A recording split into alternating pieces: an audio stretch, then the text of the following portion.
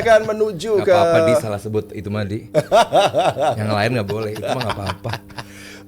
Tim yang di pekan lalu hingga kemarin punya perjalanan cukup unik di Aviva Stadium. Mereka kalah dari Republic Ireland dan Yes. ini sempat mencoreng prestasi mereka yang sebenarnya gemilang juga di qualifying stage. Begitu ada reaksi dari para supporter pecinta sepak bola Portugal, juga tekanan bagi Roberto Martinez, apalagi ada tingkah laku dari Cristiano Ronaldo yang mungkin justru merugikan bagi skuad Portugal. Tapi uniknya tidak lama berselang, beberapa hari kemudian mereka harus berlaga di kandang menghadapi Armenia. Justru kemenangan besar nih Sabto dan Aldi yang bisa dicetak oleh Portugal dengan Bruno Fernandes, dengan juga Neves dengan hat-trick yang dicetak oleh kedua pemain ini membantu Portugal untuk bisa unggul Gonzalo Ramos ya? 9-1. Kenapa? Gonzalo Ramos yang Ya, Gonzalo Ramos juga menjadi pemain yang menciptakan gol bagi Portugal. Jadi keadaannya cukup unik, sempat tertekan tapi kemudian ada kemenangan besar dan sudah mengunci spot untuk juga berlaga di World Cup. Apa yang bisa kita mungkin ambil benang merahnya dari absennya Cristiano Ronaldo, tapi ada begitu banyak gol yang bisa dicetak oleh Portugal walaupun memang tetap Cristiano Ronaldo adalah pemain yang punya peranan luar biasa untuk sepak bola Portugal dan juga untuk timnas Portugal tentunya. Iya. Gua nggak akan merendahkan diri gua dengan bilang bahwa Portugal akan tampil lebih baik tanpa Ronaldo. Hanya orang-orang itu aja tuh yang bilang bahwa Ronaldo tanpa Ronaldo Portugal bagus ya, lawannya cuma apa Armenia bla bla bla. Ya enggak lah.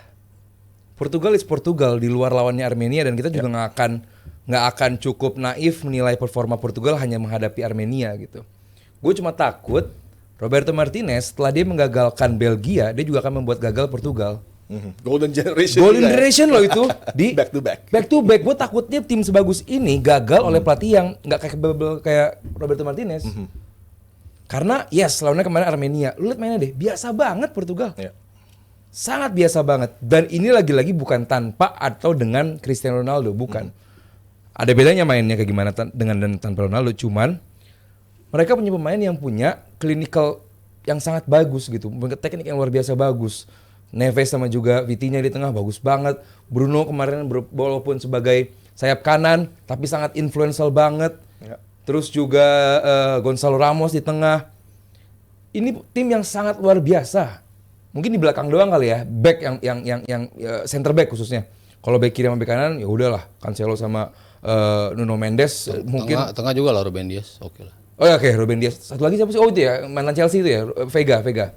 Kemarin yang main Vega golin ya. Iya, Vega. Ya. Ya, Vega kan levelnya bukan. Ini dia nih.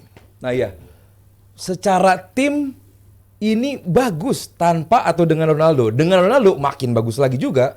Karena terbukti, kita mau bilang Ronaldo jelek, bikin gol tapi setiap main apapun lawannya dia bikin gol. Udah paling nggak tugas sebagai striker dia udah checklist gitu. Dengan dia melakukan kebodohan kemarin di Aviva, ya udah paling nggak terbukti, oh dia manusia loh ternyata. Yang lupa sekarang zamannya VAR gitu aja. Dengan sekecil apapun gestur dia bakal dilihat gitu. Dan ya itu sebuah gue nggak tahu kedepannya akan sebuah berkah atau kerugian saat nanti dia nggak akan main di babak awal-awal World Cup untuk Portugal gitu kan, menghadapi tim-tim dari negara lain. Cuman ya, kalau secara materi pemain gue nggak ada ragu sama sekali nih tim. Kalau sampai juara pun kayaknya nggak kaget gitu orang, karena materinya ini sangat luar biasa. Gue cuma takut dengan pelatihnya aja sih, Roberto Martinez ini. Dia udah pernah menggagalkan Belgia. Gue takutnya Portugal juga gagal gara-gara dia. Ya, 226 caps ya buat Portugal, angka yang luar biasa, 143 gol, 37 assist untuk Cristiano Ronaldo. Tapi juga masih banyak yang meragukan, masih ada suara-suara minor juga bahkan dari orang-orang Portugal sendiri. Melihat bagaimana kemarin juga ada kemenangan besar yang diraih, kemudian juga di World Cup 2022 ketika performa Ronaldo tidak optimal, 1 gol saja, kemudian Gonzalo Ramos yang bisa step up dan bahkan dia tidak tampil di laga quarter final menghadapi Maroko yang eventually Maroko menang. Jadi memang ada hal-hal unik ya bagi mereka, mungkin tidak bersyukur punya pemain sekelas Cristiano Ronaldo. Harusnya bersyukur lu punya CR7. Masih dibutuhkan sebenarnya untuk yang dia katakan sebagai World Cup terakhirnya, tapi juga ada kendala dengan mungkin 2 laga awal dia tidak bisa ditampilkan oleh Roberto Martinez. Dan juga apakah Roberto Martinez bukan di level sebagai pelatih yang bisa membuat Cristiano nyaman di timnya? Gue kan selalu comparison tuh before dan after sesuatu gitu ya. gue menilai Arsenal before Arteta dan after Arteta itu seperti apa. Ya Portugal pun seperti itu. Before Ronaldo dari tahun 1970 sampai 2002 mereka lolos Piala Dunia cuma 2 kali di. Ya. Artinya ada periode panjang yang mereka nggak bisa sekedar lolos pun ke Piala Dunia gitu. Ronaldo masuk menjadi di bagian pertama dari Portugal 2006 peringkat ketiga. Ya. Habis itu selalu bisa lolos ke Piala Dunia. Ya ada yang nggak lolos grup 2014 ya kalau nggak salah mereka nggak lolos grup. Lalu ada yang quarter finals, kemarin juga mereka quarter finals. Lalu di Euro pun seperti itu. Tanpa Ronaldo tahun 2000 ya mereka sampai semifinal. 2004 mereka sampai final. Ronaldo debut pertama tuh di Portugal. Lalu juara juga bersama Ronaldo. Jadi before Ronaldo Portugal tim banyak pemain bintang nggak bisa dapat apa-apa. Betul. Ada Figo, Rui Costa, everyone ada di situ lah. Conceição, Fernando Couto, lo sebut lah Vitor Baia dari ujung ke ujung tuh bintang semua. Gak bisa dapat apa-apa juga gitu. Masuk Ronaldo, he give something yang pasti plus buat Portugal gitu. Makanya kalau orang yang mempertanyakan posisi Ronaldo, top scorer Portugal di kualifikasi siapa sih? Ronaldo masih gitu loh. Dan bicara lawan Armenia, waktu main di kandang Armenia, menang 5-0 mereka. Ronaldo cetak 2 gol gitu. Dan golnya spektakuler. Iya. Kalau dia kemarin main ya dia hat-trick juga menurut gua gitu loh. Jadi aduh, yang bilang tanpa Ronaldo jadi lebih bagus ya enggak juga gitu. Martinez pun bilang sendiri gitu. Kita tanpa Ronaldo dengan Ronaldo dan tanpa Ronaldo ya kita akan lebih bagus kalau kita punya Ronaldo. Itu jelas di state oleh pelatihnya sendiri gitu. Dan di setiap kualifikasi top scorernya ya tuh Ronaldo lagi gitu. Jadi mau orang bilang dia sudah turun, dia sudah apa, by the time dia pakai seragam Portugal, ditugasin cetak gol, ya dia akan cetak gol gitu. Ya nggak semua negara bisa tampil optimal di semua kejuaraan gitu. Tim berlapis bintang masuk ke turnamen anjlok banyak banget yang seperti itu gitu. Nah Ronaldo juga berapa kali tidak melalui Piala Dunia dengan bagus pula gitu. Tapi ada Ronaldo ya pasti akan ada nilai plus juga buat Portugal gitu. Gonzalo Ramos di pertandingan sebelumnya di Piala Dunia kemarin tampil bikin hat-trick kan. Begitu main nggak bisa terusin performance-nya. Nggak semua pemain bisa tampil konsisten setiap dikasih kesempatan gitu.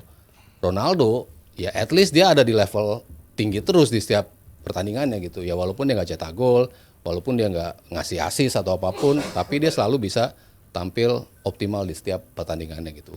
Lo makin enak begitu lo banyak pemain-pemain lain yang juga bisa contribute gol gitu. Jadi ketika Ronaldo nggak main, ya pemain lainnya bisa ngebuktiin itu dengan mencetak gol. Roberto Martinez begitu datang kan dia bilang, gua nggak akan mencoba tim ini heavily rely on Ronaldo. Akhirnya ke spread kan, jumlah golnya tuh mulai banyak pemain yang bisa masuk di score sheet. Itu kan salah satu sinyal yang bagus yang bisa dihasilkan oleh Martinez. Lalu gua akan mencoba lini belakang gua nggak kebobolan banyak gol.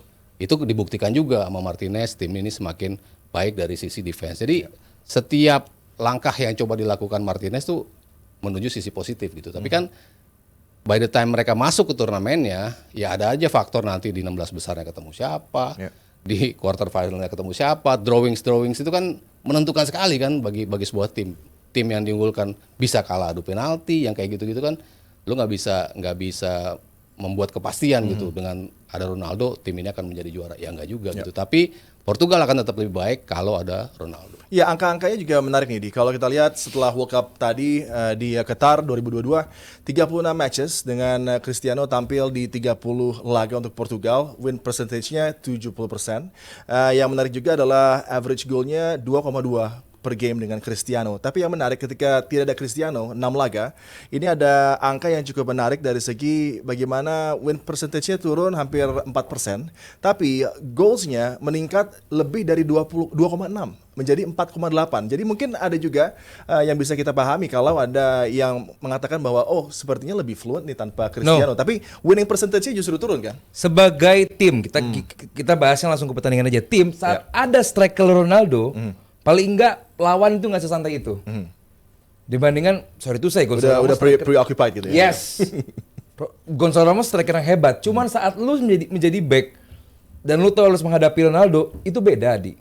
Itu pasti beda lah secara mentality itu beda, dan hanya hatersnya Ronaldo aja lah atau fans Messi mungkin yang nggak pengen melihat Portugal tanpa Ronaldo gitu. Tadi soal angka dia ini udah ngejelasin juga persentase kayak gimana, cuman beda.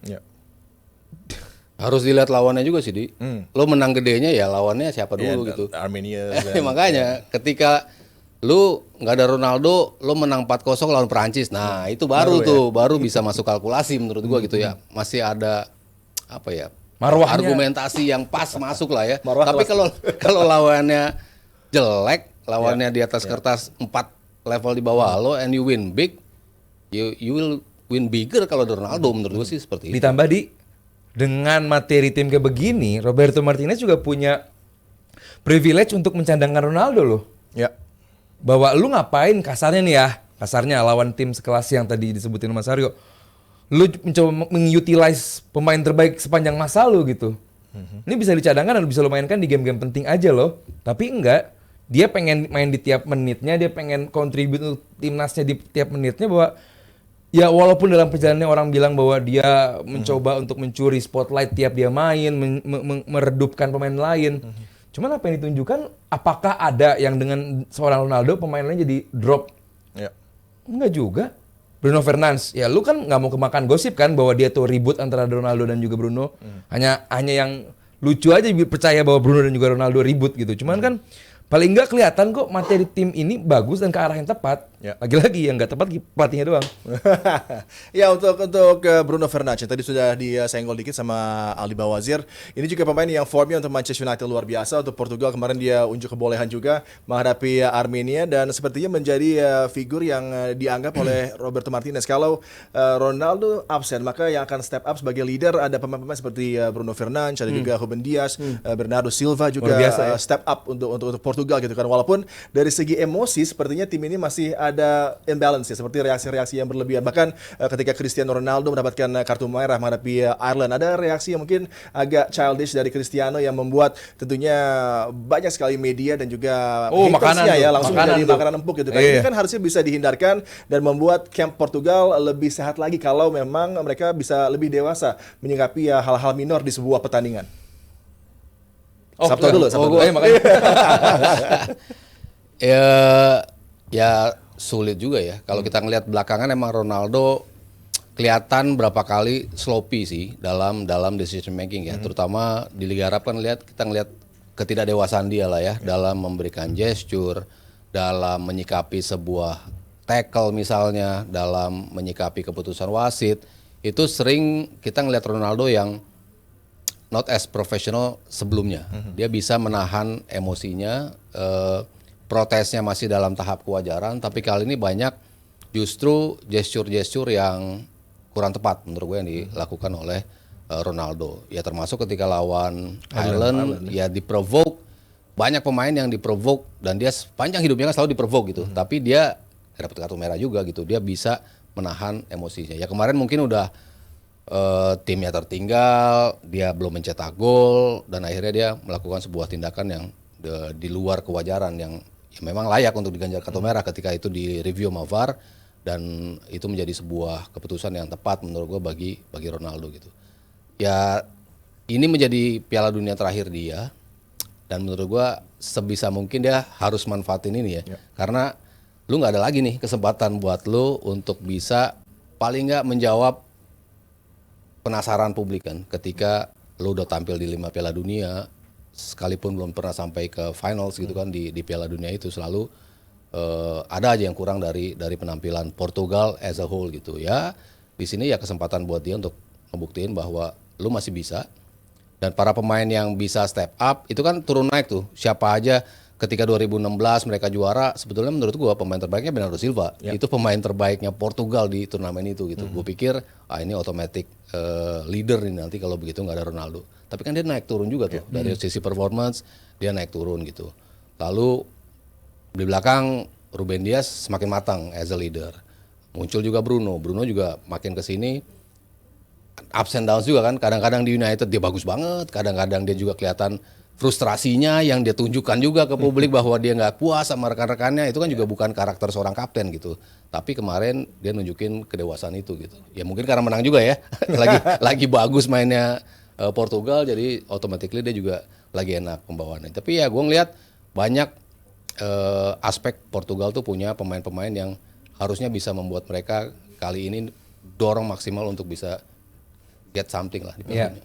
Ya, bagi Portugal ada harapan dengan Cristiano mungkin berpotensi akan absen di 2 laga pertama di World Cup. Yang juga menjadi hal yang banyak dicibir adalah Troy Parrott 5 gol di 2 laga, Cristiano 0 untuk Portugal. Ya elah. Troy Parrott dan Irlandia